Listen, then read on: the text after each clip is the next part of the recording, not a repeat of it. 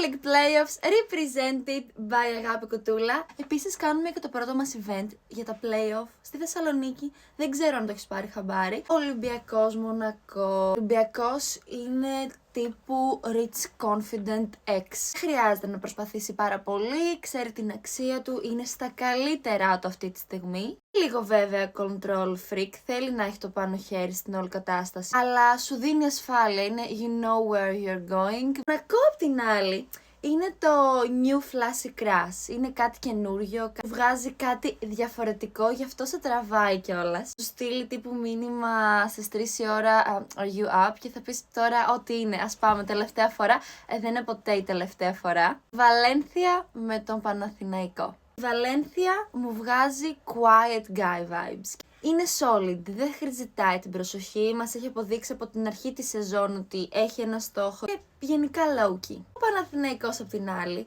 δημιουργεί ένα comeback story. Είχε μια δύσκολη regular season και τώρα ξεκινάει σιγά σιγά να χτίζει το comeback story τους. Έχει ξεκάθαρα main character energy. Επιστρέφει λίγο με attitude watch me και είναι πολύ επικίνδυνο για τη Βαλένθια.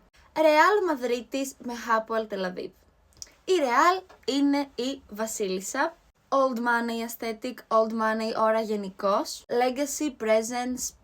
Προσπαθεί πάρα πολύ. Το έχει λίγο στο μυαλό της κάπως στάνταρ ότι θα πάει στο Final Four. Σε αντίθεση με τη Hapoel που έχει πεισμώσει όσο δεν πάει. Εντάξει, πάθος, δεν ακολουθώ κανόνες. Έχει γίνει και όλο αυτό που έχει γίνει. Παίζει και εκτός τέτοια. Γενικότερα το έχει πιστέψει πιο πολύ από ποτέ. Φενέρμπαχτσε με Ζαλγκίρις.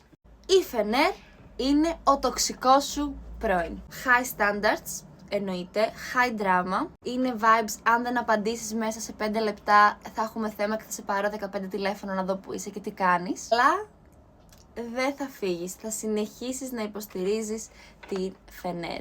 Τις τελευταίες αγωνιστικές δεν ήτανε και στα καλύτερά τους, αλλά στα play-off όλα μπορούν να αλλάξουν. Έχουμε τις Ζαλγκίρις που είναι τόσο green flag vibes. Loyal, είναι grounded γενικά σαν ομάδα, είναι team players. Σου φερθεί σωστά, αλλά εσύ πάντα θα θες να κοιτάς τη Φενέρ. Τα από μένα, φιλάκια, και μπείτε να δείτε το event στη Θεσσαλονίκη στις 28 Απριλίου.